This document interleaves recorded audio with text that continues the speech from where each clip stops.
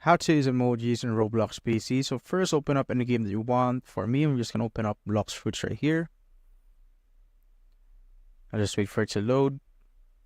And now once you've entered the game, just go to the chat right here on the top left. Simply click on that. And to chat, you just simply need to click on the Windows key plus the period button or the dot button on your keyboard. It's just beside the question mark button.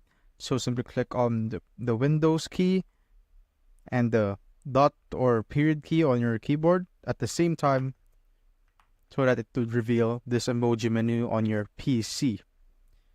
And once you see this, you could just click on the arrow to reveal more emojis right there.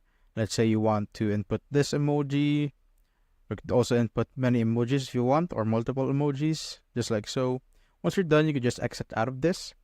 Then just simply click on enter on your keyboard to chat the emojis right there. And that's how I basically use emojis in Roblox PC.